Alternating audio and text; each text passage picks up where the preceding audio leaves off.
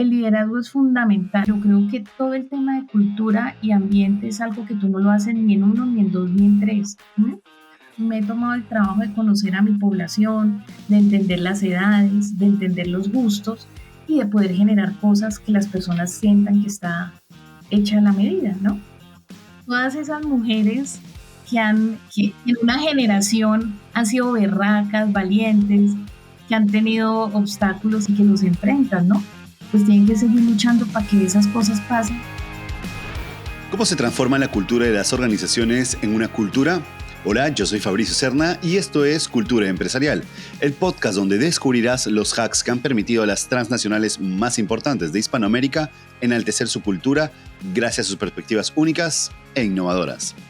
Antes de empezar, te recuerdo que tanto este episodio como los anteriores los encuentras en su versión de video en YouTube y en podcast en Spotify.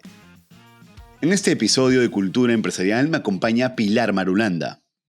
Ella es psicóloga por la Universidad de los Andes de Colombia y es especialista en administración del talento humano con un MBA por la Universidad del Valle. Pilar tiene más de 27 años de experiencia en liderazgo de áreas de talento humano en empresas como Banco Occidente, Grupo Atlas, Ecopetrol y actualmente es vicepresidenta de talento humano en Zenit, una empresa de transporte y logística de hidrocarburos, filial del Grupo Ecopetrol y por tercer año consecutivo reconocida como Top Employer del Top Employers Institute. Ahora sí, disfruten de esta tan enriquecedora conversación que tuve con Pilar Marulanda. Pilar, bienvenida a Cultura Empresarial. Gracias por aceptar esta llamada. Y gracias a ustedes por invitarme. Pilar, una de las cosas que me llamó muchísimo la atención cuando hemos empezado esta conversación fuera de cámaras es que me dijiste que te apasiona mucho el tema de los ángeles y yo quisiera empezar hablando de eso. ¿Cómo nace este acercamiento con los ángeles? ¿Sabes cómo se llama tu ángel? ¿Lo has sentido cerca alguna vez? Este acercamiento con los ángeles es muy bonito porque tuve una amiga hace mucho tiempo que tuvo un cáncer y ella se acercó a los ángeles y en mis visitas y en mis conversaciones con ella y en las trasnochadas y las lloradas y todo, pues yo me metí también en el tema de los ángeles. Y el tema de los ángeles me gusta mucho porque creo que son varios los ángeles los que te protegen y están contigo dependiendo del momento, dependiendo de la necesidad, dependiendo de la señal que recibas. Entonces es un tema donde yo estoy completamente abierta, pero además donde creo y confío. Imagino que este proceso de acercarte a Los Ángeles ha implicado procesos de lectura, procesos de estudio, procesos de intercambio de otras experiencias, etcétera, con otras personas. ¿Me puedes contar un poquito más? ¿Te acercaste a algún libro en particular y tal? Te lo pregunto además desde una genuina curiosidad porque en algún momento yo también me apasioné muchísimo por el tema de Los Ángeles y empecé a leer algunos libros sobre angeología que hicieron, creo, que por suerte sí logré conectarme un poco más con, yo siento, dos ángeles que tengo cerca, ¿no? ¿Cómo fue en tu caso? En mi caso, empecé con una cosa tan sencilla como unas tarjetas. Es un libro de Los Ángeles que trae unas tarjetas. Tú coges las tarjetas, las pones cerca a tu corazón y hay una señal y hay una tarjeta que te trae una señal. Y esa tarjeta responde tú puedes hacer unas preguntas, pues tú te preparas para cuando recibes la tarjeta para hacer esas preguntas y encuentras ahí muchas respuestas. He leído, pero soy de lecturas cortas de Los Ángeles. O sea, tengo varias páginas de Los Ángeles. En Zenit, que más adelante vamos a hablar de Zenit, tenemos una actividad que se llama Únete al Club, y hay un club de Los Ángeles, donde personas que creemos en Los Ángeles nos reunimos una vez cada 2 meses a hablar de eso, pero más es de la experiencia y desde la creencia. Leo el libro, pero no me influencia. O sea, yo como que lo siento, lo dejo sentir. Y hay una página muy linda que yo consulto, donde Los Ángeles todos los días te dan un mensaje. Y es curioso cómo en la mayoría de las ocasiones coincide con lo que uno pudiese estar necesitando oír, ¿no? ¿Cómo sientes que has conectado con tus ángeles? O sea, realmente, por ejemplo, has llegado a un momento en donde has tenido esa conexión, donde has sentido, porque una de las cosas que sé que se dicen es que tienes que hablarle, o sea, como si realmente los tuvieras cerca, tratar de conectarte con ellos, porque sí están, pero en tu proceso de conciencia lo tienes que hacer hasta el momento en que ocurre la magia y recibes algunas señales. ¿Tú has llegado a conectar, realmente has sentido conexión de algún modo? ¿Has sentido respuesta, quiero decir? yo siento la conexión y la presencia del acompañamiento. Y esto, pues no sé, sobre todo en los momentos que son difíciles, como que tú invocas el ángel, ¿sí? Como ángel de la guarda, acompáñame o ayúdame o dame claridad. Yo lo hago con frecuencia y lo siento desde ahí, ¿sí? No te puedo hablar de ninguna experiencia extraña, ninguna luz, nada. Incluso cuando tú coges el librito que te comentaba ahora para escoger las cartas y recibir el mensaje, el libro te habla de unas luces especiales y demás. Yo soy muy simple en mi vida, a mí esas cosas no me pasan, pero yo siento el mensaje en el corazón y ahí queda. Y se siente, es súper real. Otra cosa que me comentaste que me parece súper interesante y que me gustaría conversar contigo, yo no lo he hecho aún, es el trabajo de la carta astral. ¿Cómo ha sido todo esto y qué has descubierto en este proceso? El tema de la carta astral es un tema muy bonito, yo era bastante incrédula con eso, pero un día me regalaron una carta astral, fue un regalo de Navidad, ¿no? Y me hice la carta astral y me gusta mucho, y no porque la carta astral te hable de un futuro, al contrario, la carta astral te conecta un poco con ese pasado y te puede contar un poco de dónde vienen o tus comportamientos o tus inquietudes. Mi lectura de carta astral es esporádica y muy como, muy de conocimiento, de autoconocimiento. Yo, hay gente que puede usar la carta astral para tratar de mirar qué viene en el futuro, no. El mío es más de autoconocimiento, ¿no? ¿Y has explorado, solo ya para terminar de esta parte, quizás irnos hacia otros temas, has hecho quizás constelación familiar? No he hecho constelaciones familiares, no las he hecho todavía. Tengo el contacto, hice el inicio, tuve una sesión inicial antes de las constelaciones familiares, pero no lo he hecho. Eso te iba a decir, ¿crees en ello? Sí. Y he leído, y yo creo que no la hago es por un poquito de miedo, ¿no? Yo creo que uno sí trae, claro, yo creo que uno trae muchas cosas del pasado, de sus ancestros que claramente arrastra y que muchas de ellas las tiene que cortar, pero no la he hecho es por falta de valentía, porque a mí realmente estos temas me gustan. Yo soy sensible para estos temas.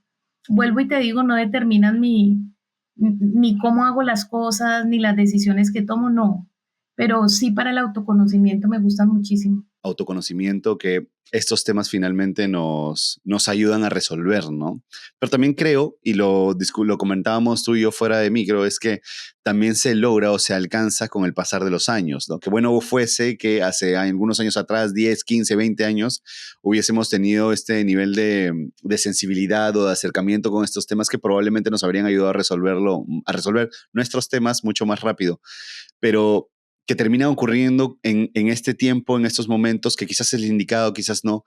Pero coincides conmigo, o sea, realmente sientes que solo se da con el pasar de los años, que es cuando puedes voltear y mirar en perspectiva lo que ha sucedido y tomar con otros ojos, con otra mirada este tipo de temas. Sí, ¿y sabes por qué? Porque es que a veces mirar con espejo retrovisor es tan fácil, ¿sí? Lo que pasa es que hace 5, 10, 15 o 20 años uno no tenía ni todas las condiciones, ni todo el contexto, ni toda la madurez. Entonces yo creo que sí, que el tiempo le da a uno la madurez para ver las cosas de otra manera, para afrontarlas de otra manera.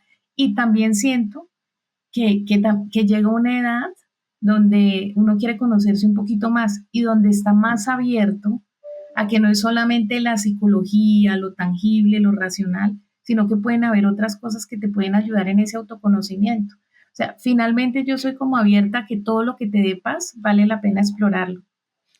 Wow, qué buena, qué gran frase. Todo lo que dé paz vale la pena explorarlo. Qué gran frase. ¿Este proceso de autoconocimiento lo llevas en solitario o tu esposo te acompaña, lo promueve? ¿Cómo es en casa estos temas? Pues mi esposo es un abanderado de todo lo que yo hago, ¿sí? Ahora, él es un ingeniero muy técnico, bastante racional, pero yo creo que él disfruta verme a mí metido en otras cosas, ¿no? No se le ha medido nunca que hagamos las constelaciones familiares, ni ven, te quiero regalar tu carta astral. No, él eso nunca lo va a hacer. Pero yo creo que él me ve como en mis lecturas o en mis reuniones o las tardeadas que yo tengo con mis amigas hablando de cosas serias, no tan serias, terrenales, no terrenales, y él disfruta con eso. Pues me sigue la pita, decimos en Colombia, ¿no? Pero también él, o sea, dentro de todo, siendo tan racional como lo describes, también él cree en algunos temas que pueden ser un poco irracionales, como por ejemplo los ovnis. ¿Cómo ha sido este tema en la casa?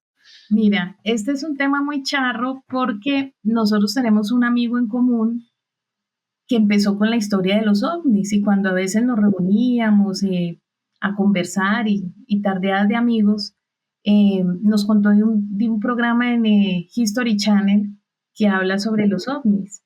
Nunca me lo he visto, pero mi esposo empezó a leer sobre el tema, Creo que se llama Viajeros Ancestrales. viajeros ancestrales, y tuvo la oportunidad además de estar en Chile, donde los avistamientos y ese tema pues llama muchísimo la atención.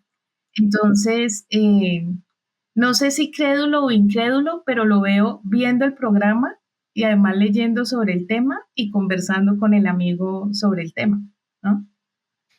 Alguna vez también en este proceso como curioso mío, logré descubrir como un fragmento de alguien que más bien lo que explicaba es que estos extraterrestres realmente no son extraterrestres, sino que están vinculados con nuestros ángeles de la guarda. Es una locura que yo me quedé así como, "Ay, no quiero mezclar las cosas, ¿me entiendes? Pero podría tener un poco de sentido.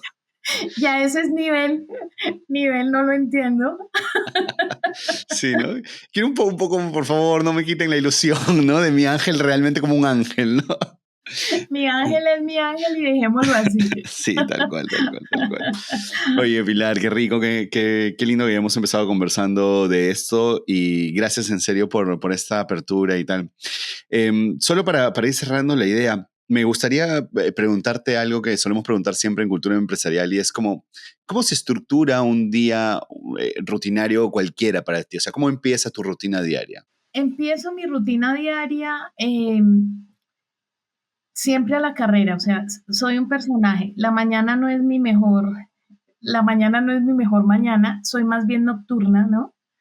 Entonces por la mañana siempre es al día, al día. Pero digamos que con sufrimiento, con corriendo, pero siempre empiezo, como estoy tan al límite del tiempo en las mañanas, siempre empiezo directo como en toda mi agenda, en toda la agenda que tengo.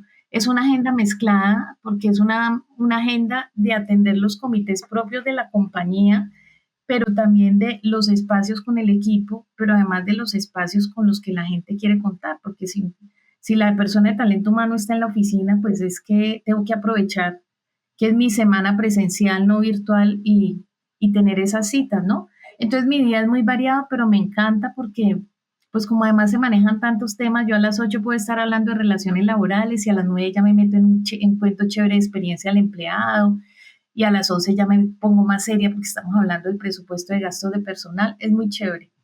Y lo otro es que trato mucho de tener networking eh, y dentro de mi día o dentro de mis semanas incluyo mucho la reunión o de visitar otras empresas o de que otras empresas me visiten o simplemente de conectar con amigas que están en el mundo de talento humano, porque me gusta mucho saber qué hacen los otros y yo cómo me puedo nutrir de eso, ¿no? Qué genial, qué genial. Y dentro de esta rutina, solo por curiosidad, que de pronto no estaría mal que no fuese así, ¿integras dentro de tu rutina un espacio, por ejemplo, para hacer deporte o para meditar, hacer yoga? ¿Has explorado algo de esto? Soy pésima para hacer el deporte. Aquí tú ves una máquina para hacerla, pero no soy constante. Entonces, si logro madrugar, me subo en la máquina. Si no logro madrugar, no la hago.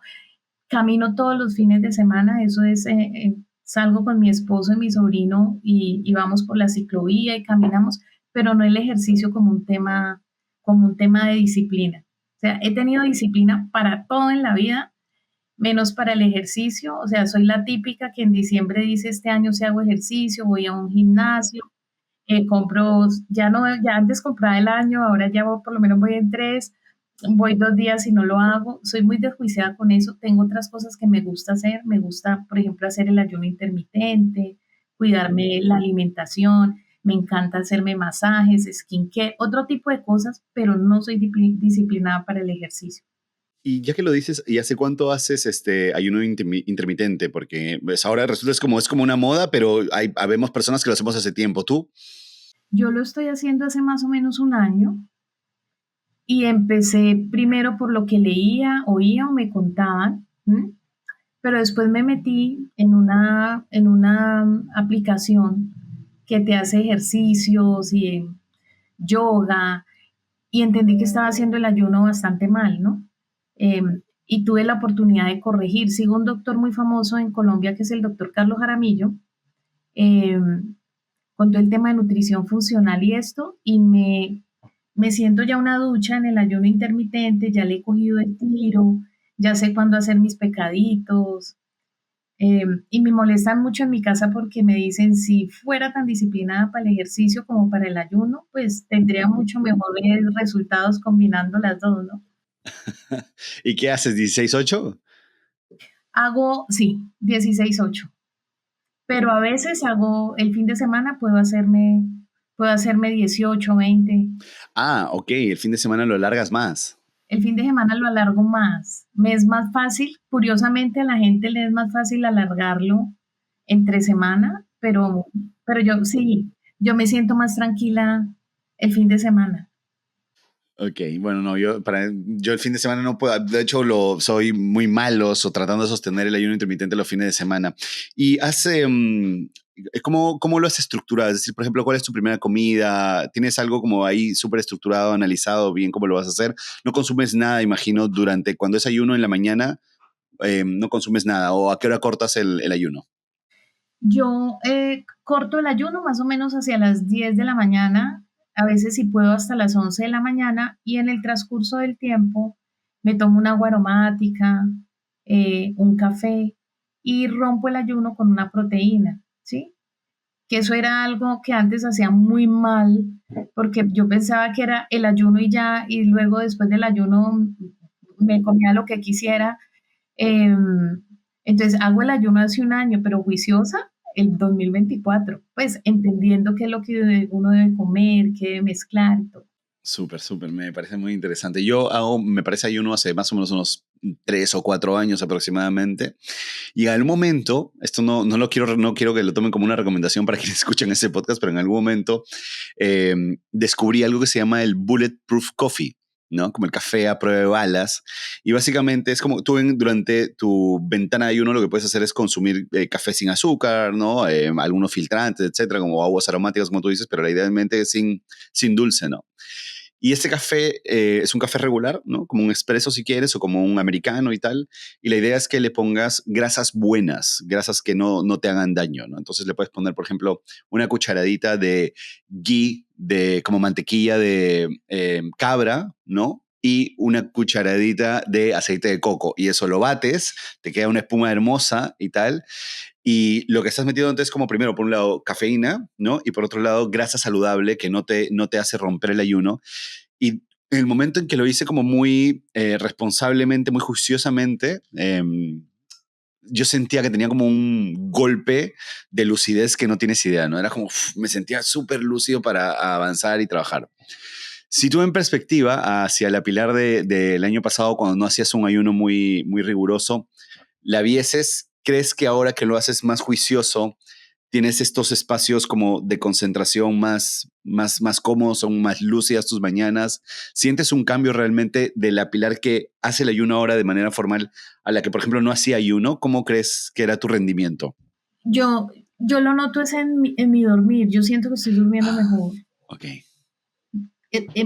Haciendo el desayuno correctamente, alargué mis horas de sueño un poquito más, que también eso era muy importante para mí porque soy súper activa, ¿no? Mi cerebro todo el tiempo está pensando, resolviendo, imaginando. Entonces, mi sueño no era tan bueno, tan profundo y siento que eso me mejoró muchísimo.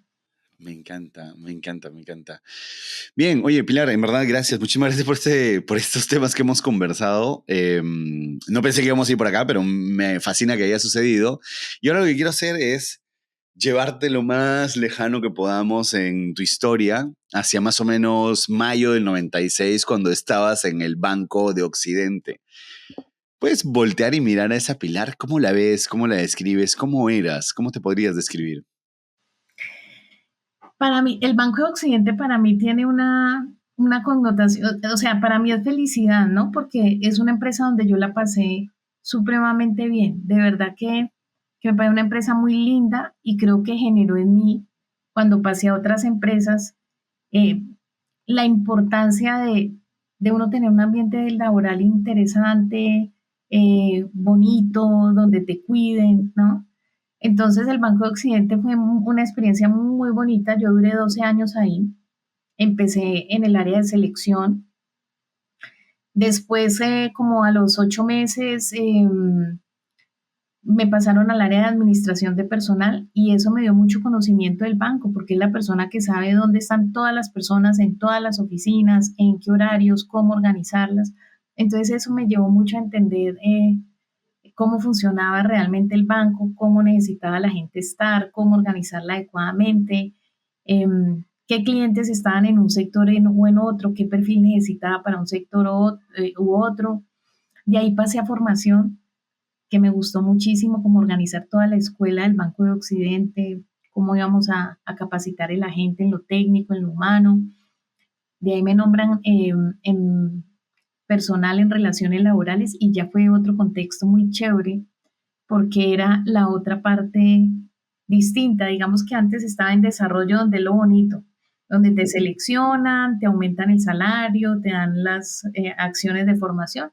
Y me pasé al otro lado, que era el otro lado de las relaciones sindicales, la convención colectiva o el pacto colectivo, eh, y ya mirar como todos esos indicadores de talento humano, el gasto de personal, el ausentismo, las incapacidades, o sea, fue como la otra parte. Entonces, el Banco de Occidente me dio la oportunidad de conocer el lado blando y el lado duro del talento humano y tuve también una experiencia muy bonita porque estuve en la parte de negocio. Durante un tiempo estuve en la banca personal en todo el tema de tarjetas de crédito, entonces también viví lo que era el negocio del banco y eso me nutrió mucho. Entonces yo creo que fue una experiencia súper chévere. Los mejores amigos de mi vida hoy son del Banco de Occidente y esa es una relación que voy a tener siempre. En mi casa se ríen porque a veces hay mejores tasas para los créditos, pero el Banco de Occidente, es decir, si yo voy a comprar un carro, lo hago con el Banco de Occidente, si quiero una tarjeta de crédito es con el Banco de Occidente, o sea, es como una marca que yo tengo y sobre todo me gozo mucho ver cómo el Banco de Occidente tiene logros en materia de ambiente laboral, de Great Place to Work, porque genuinamente estuve ahí y digo, es real, ¿no? Sí. Cuando preparábamos esta conversación con las chicas, una frase que nos dejó muy marcado era cuando tú en una entrevista decías, todos los sectores me han dejado enseñanzas, ¿no? Líderes que han dejado huella y amigos de la vida, y los acabas además de citar. Pero una cosa que me llama mucho la atención es que haces un hincapié sobre el momento en que las empresas hacen clic o sea, con el propósito corporativo, con el propósito superior de la persona. Es tan importante poder siempre que las empresas logren conectar o logren alinear los propósitos a nivel corporativo con los propósitos personales. Sabes que yo creo que sí. Primero, esa debe ser como el aspiracional de una compañía, es que sus colaboradores puedan encontrar en el transcurso de la vida por esa compañía una conexión con su propósito. Y es que los trabajadores, pues claro, no es lo mismo cuando entra que cuando lleva 10, 5, 20 años, van cambiando sus aspiraciones.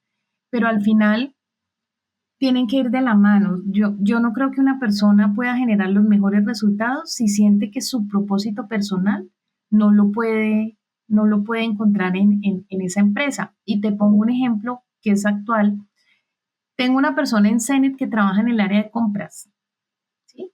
El área de compras es un tema técnico, números, mirar proveedores y todo lo demás. Pero esa persona tiene un alma de talento humano que tú no te imaginas, ¿no? Además es buena comunicadora. Su trabajo es compras y yo no le puedo ofrecer un lugar en talento humano porque mis plazas están ocupadas, pero ella desarrolla su propósito con otras cosas. Entonces, ha construido unos talleres muy, muy lindos de equidad y diversidad. Y entonces es voluntaria de esos talleres y dicta los talleres en la compañía, invita a otras mujeres a sus... Entonces ella siente que ella sí está cumpliendo su propósito, aunque la tarea de ella se llama compras. Ahora, este es como un ejemplo como wow, pero lo normal es que en el trabajo que yo esté, en el cargo que yo esté, yo pueda encontrar mi propósito. Las generaciones nuevas, para las generaciones la sostenibilidad, las nuevas generaciones, todo el tema de sostenibilidad es importante. Entonces, cuando tú trabajas en una empresa que genera propósito, proyectos de inversión socioambiental de más de 360.000 millones, ayuda a las comunidades, crea proyectos productivos para las mujeres, desarrolla obras de infraestructura, tiene proyectos de atención escolar, de atención a niños, pues claro que tú estás viendo ahí la sostenibilidad y estás conectado con tu propósito. Y no tienes que necesariamente estar trabajando en el área de inversión socioambiental para hacer esa conexión. Entonces yo sí creo que es posible eh, y también es válido que tú estés en una empresa, que no encuentres tu propósito, que la persona de talento humano lo intente y tampoco te logre conectar y tú tengas que decir, este no es mi lugar, ¿no? Ya que te escucho hablar de todo esto, me hace clic con esta idea que tú desarrollabas hace algún tiempo y decías que los programas o los planes de acción dentro de las áreas de talento humano no pueden ser empaquetados, ¿no? Que tienen que ser de cierto modo personalizados y tal. ¿Es algo que tú promueves? ¿Es algo que las organizaciones deberían todo el tiempo intentar de desarrollar? Sí, y vuelvo al tema de la experiencia. Mm. Yo creo que cuando uno trabaja en talento humano, quiere buscar cosas que abarquen a todo el talento humano. Sí. Entonces, pues si tú tienes una empresa de 1.200 empleados y sacas un programa de bienestar para 1.200, pues muy seguramente hay gente que no se va a sentir identificada. Eh, y yo creo que los años me han demostrado que entre más personalizada sea la atención, pues el trabajador se va a sentir más adherido a tu compañía y va a poder pertenecer, ¿sí? Entonces, claro, que si yo tengo 1.200 planes de acción, no, no los tengo, Ujú. pero Claro. por lo menos me he tomado el trabajo de conocer a mi población, de entender las edades, de entender los gustos y de poder generar cosas que las personas sientan que está hecha a la medida, ¿no? Ujú. Me gusta muchísimo eso. Si pudieses, por ejemplo, ahora solo para cerrar la etapa, es imposible siempre hacer esto, ¿no? Pero si pudiésemos intentar cerrar la etapa de Banco de Occidente, si pudieses quedarte con una gran buena práctica que tenían allí, ¿cuál sería? Que conocían a la persona. Es decir, el Banco de Occidente sabía que yo estaba casada, que no tenía hijos, que mi mamá había fallecido de cáncer. O sea, y eso es algo que tú valoras muchísimo, porque entonces haces que tu tratamiento sea distinto, ¿sí? Y te voy a poner un ejemplo. Ujú. Una vez estábamos en una reunión del Banco de Occidente, mi papá estaba muy enfermo y estaba hospitalizado. Y el presidente del banco dijo, por favor, me dejan sus celulares. La única que puede tener el celular prendido es Pilar para que esté Guau. pendiente de su papá. ¿Ves? Entonces, y eso es completamente especial, pero eso me pasó a mí, le pasaba a cualquiera porque lográbamos saber qué pasaba con la persona y en esa medida desplegar la gestión de talento hacia allá. A veces yo en esa época posiblemente no quería ni una maestría, ni una especialización, ni que me promocionaran. ¿Qué quería? Que tuviera el tiempo necesario para poder estar pendiente de mi papá que estaba enfermo. Eso a mí me marcó, ¿sí? Y yo creo que eso como me marcó es lo que yo he tratado de llevar, socializar y tener como mejor práctica en las empresas donde he seguido trabajando, ¿no? Y ese probablemente es como esa escena que acabas de narrarnos, es probablemente un ejemplo de esos líderes que te han dejado huella. Tú me decías también que cuando yo te preguntaba antes de empezar esta conversación, te decía, oye, ¿cuál sería como tu superpoder? Tú me decías el liderazgo, pero el liderazgo basado en dos cosas, en la empatía y en la vulnerabilidad, ¿no? Y me parece que ese es un ejemplo también, además, que logra conectarse con lo que tú crees que has procesado por completo desde ese ejemplo, ¿no? El liderazgo es fundamental. Yo sé que hay una corresponsabilidad de líderes y colaboradores de lograr los resultados, de que el ambiente de trabajo sea el adecuado, pero yo creo que el líder tiene una enorme responsabilidad. Y lo he dicho en varias ocasiones, es que liderar es una decisión. Y cuando tú la tomas, esa decisión viene con responsabilidad. Y esa responsabilidad es cuidar a tu equipo de trabajo. y cuidarlo no solo desde lo profesional, de que aprendas, de que hagas tu trabajo bien, de que cumplas los resultados, sino que también estés cuidado como persona. Ujú. Tal cual. Pilar, yo sé que después de Banco de Occidente tuviste un paso por otra empresa, pero quisiera saltarme hacia la parte como más gruesa y más dura en el momento en que tú asumes funciones dentro de la empresa más importante de hidrocarburos en Colombia, que es Ecopetrol. Ahí fuiste gerente de gestión de talento humano. ¿Cómo fue esa llegada a Ecopetrol? Es algo, o sea, además, por favor, o sea, si nos puedes ayudar como para quienes no necesariamente entienden qué es Ecopetrol o la magnitud de Ecopetrol, ¿podrías ponernos en contexto, por favor? Sí. Em, Ecopetrol, voy a empezar por decir que es la empresa más grande de Colombia, del sector oil and gas, pero además es la empresa más querida por los colombianos. ¿Y por qué lo digo? Porque y me pasó, cuando tú estás en la universidad, tú quieres hacer la práctica en Ecopetrol y vincularte a Ecopetrol. ¿Por qué es tan importante Ecopetrol para Colombia? Pues primero es una empresa del sector oil and gas, generación de empleo, generación de bienes y servicios, conexión con la comunidad y el entorno, pero adicionalmente es una empresa que el trabajador ve como una aspiracional y cuando llega es una empresa en la que tú no te quieres ir, eh, porque está llena de oportunidades, porque está llena de, de beneficios, de cuidados. Entonces, cuando yo estaba en la universidad, yo me presenté para hacer una práctica en Ecopetrol y no pasé. Y ahora la entiendo, cuando tú abres una práctica en Ecopetrol, el grupo Ecopetrol son 13.000 trabajadores eh, y es una empresa del sector oil and gas que tiene el segmento de la upstream o producción, del downstream o refinación y del midstream en el que yo me encuentro, que es transporte. Entonces es una empresa gigantesca con cualquier cantidad de oportunidades. Claro, cuando tú dices quiero hacer la práctica en Ecopetrol, no se presentan 10 ni 200, se presentan miles, ¿no? Entonces, no pasé la práctica en Ecopetrol, pero siempre me quedó la ilusión de trabajar en Ecopetrol. Entonces, una vez vi publicada en el empleo, en el empleo.com, una oportunidad laboral y me presenté y me llamaron. Y es muy emocionante cuando tú llegas y empiezas a ver que son 150 personas, luego ya son 100, luego son 50, luego ya eres 15, luego estás entre las tres. Y yo viví todo ese proceso, un proceso largo, y cuando ya estábamos las tres personas, yo me había presentado para una vacante en la Universidad de Ecopetrol, pero cuando me entrevistaron, la vicepresidenta de Talento Humano de Ecopetrol me dijo, no, yo te quiero ver a ti para líder de talento humano en una refinería. La refinería era en Barranca Bermeja, entonces como que se me daña toda la película porque yo dije, yo quiero trabajar en Ecopetrol, pero en Bogotá. Ahora, me están dando la posibilidad de trabajar en Ecopetrol, pero lejos de Bogotá, pues ¿qué voy a hacer? Pues voy a hacer es que voy a trabajar en Ecopetrol, lejos de Bogotá, y empezó mi vida en Ecopetrol, en la refinería de Barranca Bermeja. Yo viajaba todos los lunes en el vuelo de las 6 de la mañana, estaba de lunes a viernes, y los viernes me devolvía a Bogotá en el vuelo de las 5:30 de la tarde. Ahora, esto no siempre se podía, ¿no? Si había un problema en la refinería, si había un problema de personal, si había un problema con el sindicato, si nos visitaban desde Bogotá el presidente de Ecopetrol, pues me tocaba quedarme, ¿no? Pero lo viví y me encantó. Ahora, le agradezco enormemente a la vicepresidenta de Talento Humano de Ecopetrol de esa época, que me dijo que esa iba a ser una gran escuela para mí. Y realmente así fue. Fueron como año y medio muy duros, porque se trabaja muy duro, pero también se aprende mucho, ¿no?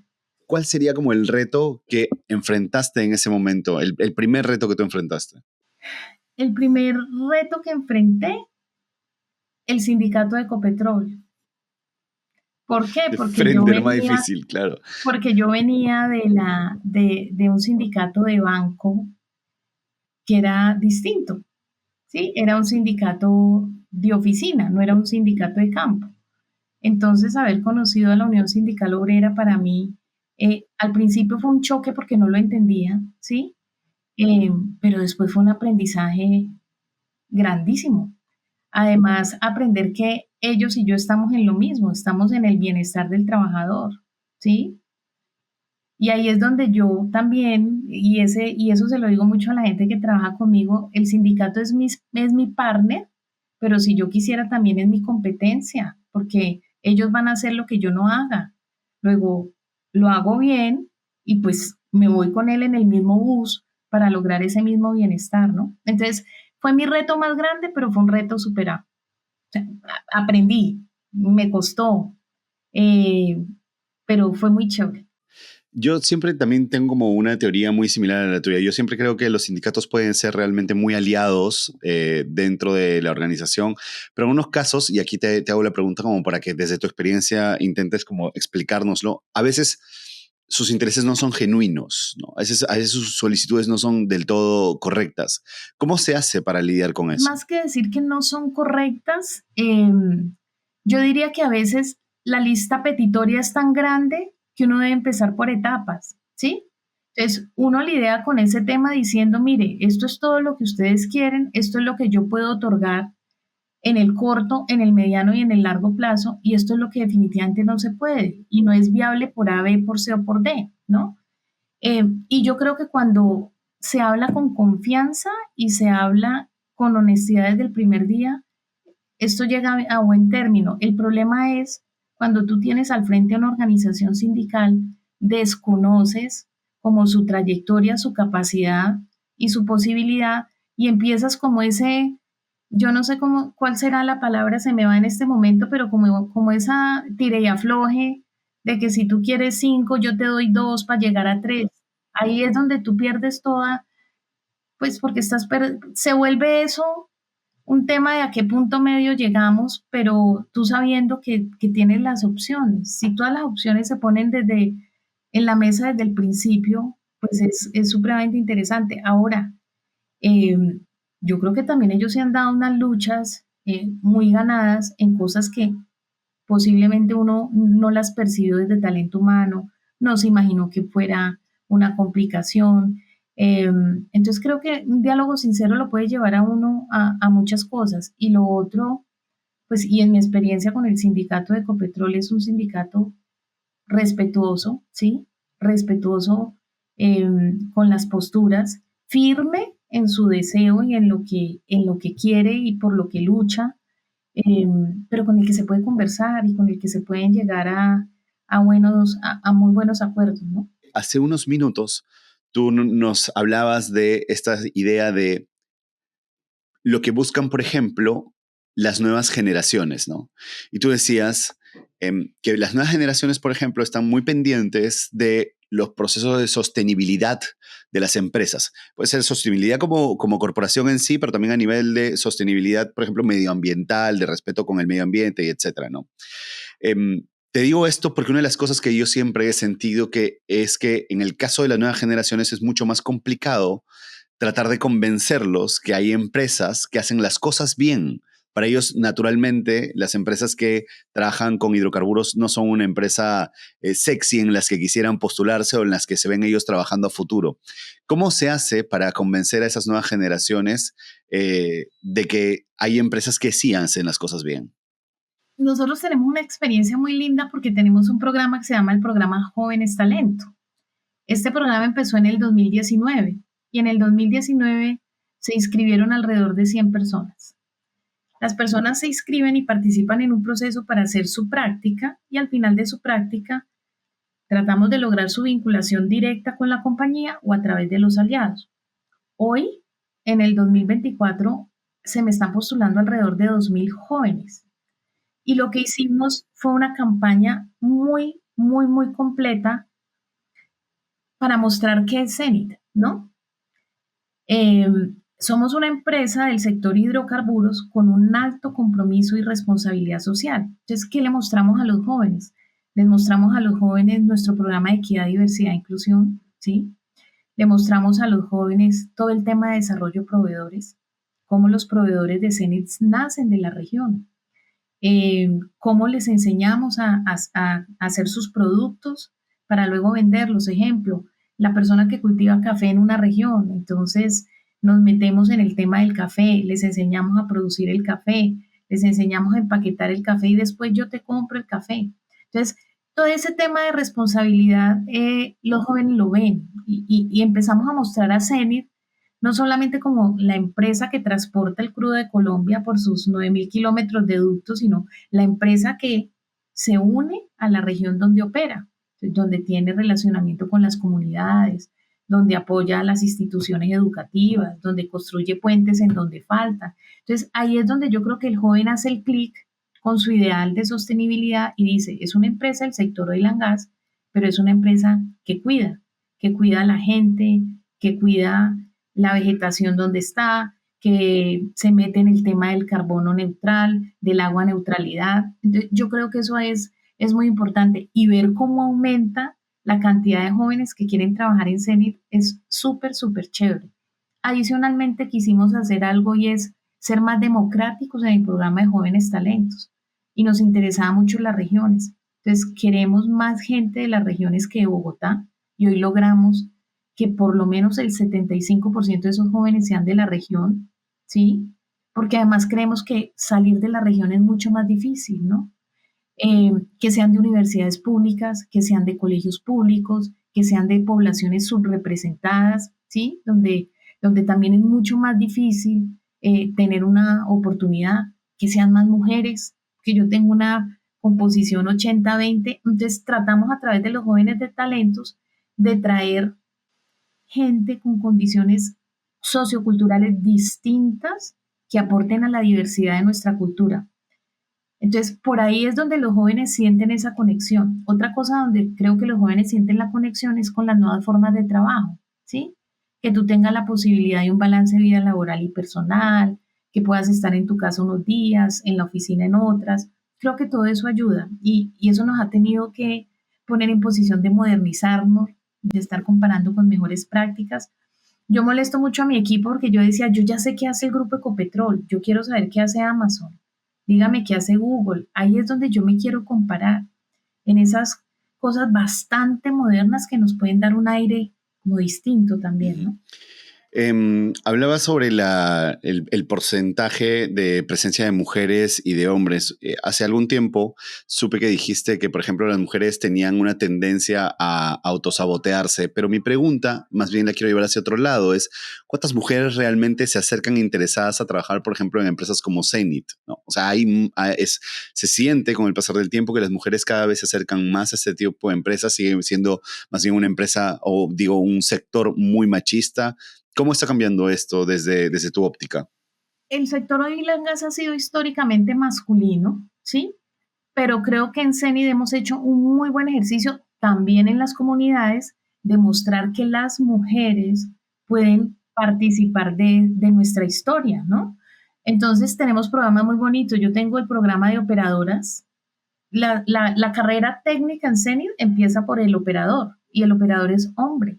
Entonces hicimos un taller con las comunidades y con el SENA, que es una institución educativa en Colombia, para buscar mujeres e irlas preparando para que cuando yo necesite una operadora pueda escoger de ese semillero, porque ¿qué es lo que pasa? Como las mujeres nunca han tenido acceso a este tipo de carrera y los hombres sí, pues cuando presentaban un proceso de selección no estaban en igualdad de condiciones, porque el operador ya había sido operador del sector real, de una empresa contratista o del sector oil and gas, la mujer no. La mujer o estaba en su casa o en actividades de cuidado o en otro tipo de actividad. Entonces, estamos desarrollando un programa de semilleros de operadoras para que se preparen y estén en igualdad de condiciones cuando tengamos la vacante. Eso es una cosa. Lo otro es que estamos trabajando con los aliados para exigir dentro de nuestros proyectos productivos un mínimo de mano de obra femenina. Nos pusimos un 28%, luego pasamos a un 30, al 35%, y hemos tenido proyectos muy bonitos, por ejemplo, el Parque Solar San Fernando, que fue el parque más grande de Colombia hace 2 años o 3 tal vez. eh, Contratamos mujeres para la construcción del parque solar y eran mujeres que o trabajaba o era vigilante o era peluquera o trabajaba en un banco, pero les dimos las competencias, fortalecimos capacidades y nos construyeron nuestros paneles solares.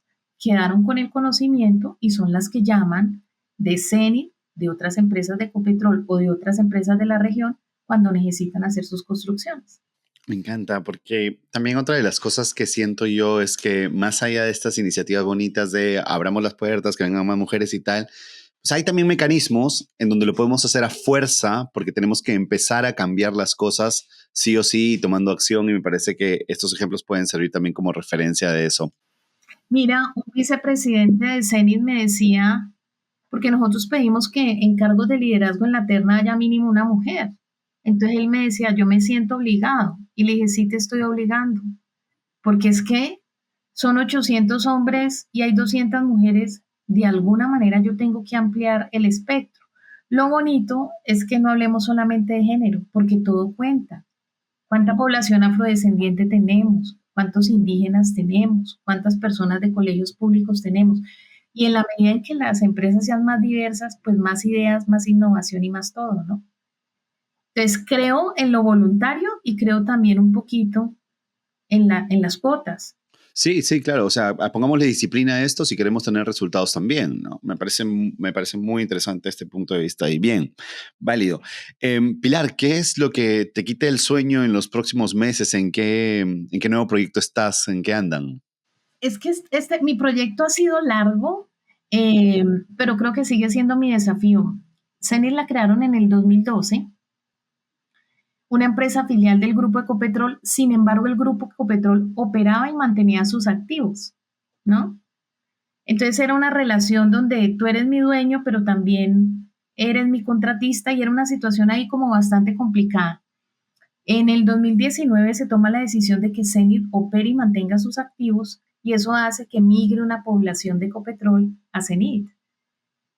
La gente no quería venirse para CENIT, no lo consideraban ni siquiera como una opción, porque cuando tienes a tu casa matriz en ese punto donde todos los colombianos tenemos Ecopetrol, cualquier cosa distinta a Ecopetrol, pues es imposible, ¿no?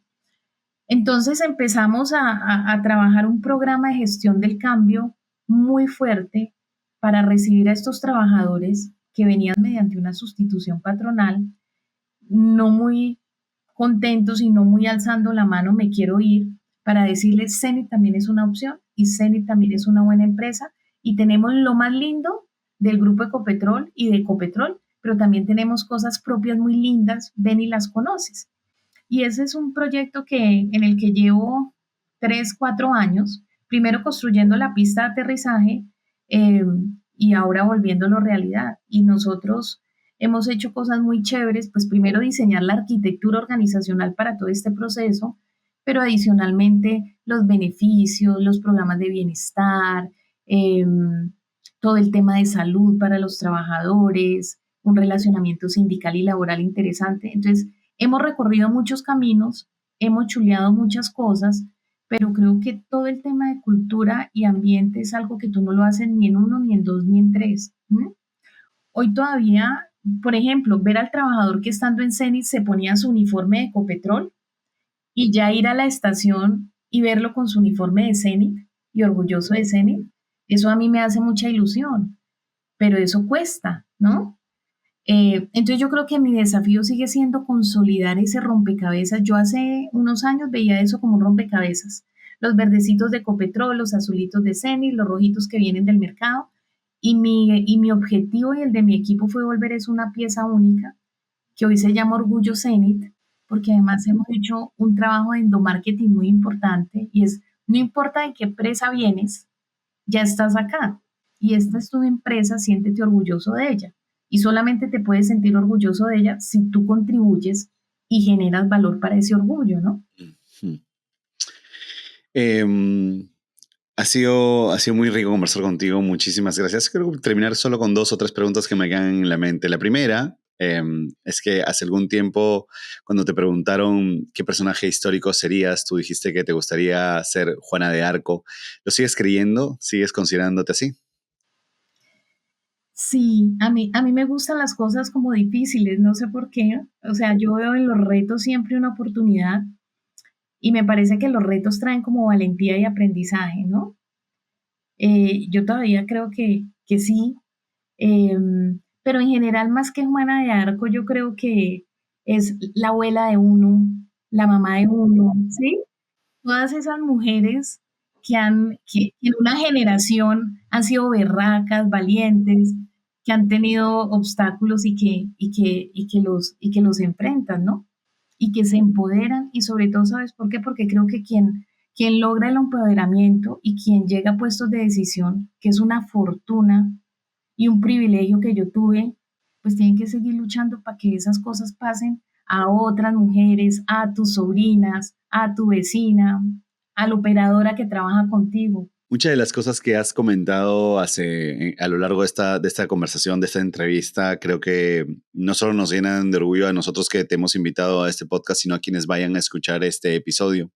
Y una de las cosas que quería preguntarte es un ejercicio que solemos hacer en Cultura Empresarial, y es que si dentro de algunos años, tú que eres una tía tan querendona, diría yo, Samuel, Gabriela, Laura, Camilo y Nicolás se encuentran con esta entrevista y se sienten súper orgullosos como nos sentimos nosotros de haber compartido contigo esta conversación, y ven esta entrevista y encuentran un mensaje que les podría ser dejado ocultos aquí a ellos, ¿qué les dirías? ¿Qué mensaje les darías para el futuro, para la vida?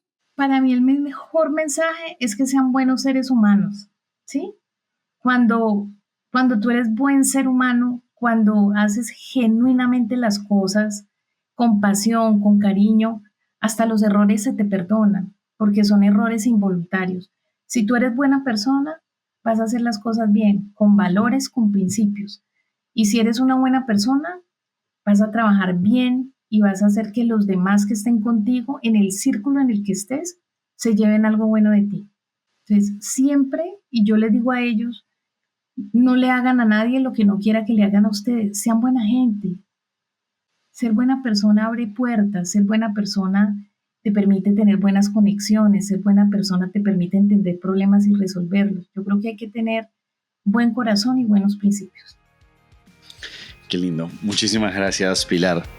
Solo voy a terminar con una última pregunta. Es un juego que tenemos aquí dentro de Civil 85 y se llama la pregunta terrorífica. Ya me asusté. Es una pregunta ficticia, es un escenario ficticio. Si esto es irreal, puramente irreal, solo para ver cómo podríamos reaccionar ante un escenario de este tipo. ¿Estás lista? Lista. Pilar, nos comentabas que después de más de 13 años dentro del sector de hidrocarburos, ha llegado el momento de dar un paso al costado y ha llegado la invitación a renuncia. Pero lo mágico es que nos has contado que vas a volver al sector financiero. ¿Qué es lo que vas a hacer cuando vuelvas por primera vez a ese sector nuevamente? Bueno, creo que el sector financiero tiene su encanto y yo creo que en el sector financiero podemos trabajar más en la sostenibilidad, porque vemos la sostenibilidad mucho desde la transacción financiera, desde de los bonos de carbono, este tipo de cosas.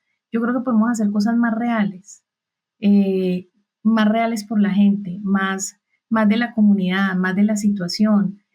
Hay cosas como el Banco de la Mujer, por ejemplo, que es una cosa maravillosa, pero los bancos tradicionales todavía creo que pueden hacer más por la sostenibilidad del país. Hoy estamos viendo cosas muy lindas, como el trabajo que están haciendo por La Guajira en Colombia. Creo que podemos hacer mucho más de eso. Y te quiero decir una cosa, me encantaría además no solamente cambiar de sector o estar en el mismo, sino cambiar de rol. O sea, a mí el rol de sostenibilidad me encanta y me gustaría al final de mi carrera poder darle un giro y decir, talento humano llegó hasta aquí y me meto en el tema de la sostenibilidad. Qué increíble, Pilar. Muchísimas gracias por todo, por esta conversación, por estos espacios de vulnerabilidad, por las buenas prácticas, por todo lo que nos dejas. En verdad, muchísimas gracias por haber estado con nosotros. Me encanta esta invitación, me sentí muy, muy, muy feliz y fue cool. Fue cool. Mira que a veces uno se enfrasca tanto en hablar del proceso y la gestión de talento humano, sí, que se le olvida las cosas de la vida que han acompañado esos procesos. Totalmente, entonces, claro. Gracias por recordármelo. Que es parte del viaje, ¿no? Así es. Bien, Pilar Marulanda y Zenit son unos grandes representantes de lo que es la cultura empresarial. Pilar, muchísimas gracias por haber estado aquí. Un abrazo. A ustedes un abrazo grandote. Así terminó mi conversación con Pilar. Si algún pasaje de este episodio te ha resonado, tu misión hoy es compartirlo. Y nos serviría mucho si te suscribes a nuestro canal de YouTube o nos dejas 5 estrellas en Spotify. Eso nos ayudaría a llegar a más personas interesadas en este tipo de contenido como tú. Yo soy Fabricio Serna. Gracias por llegar hasta aquí.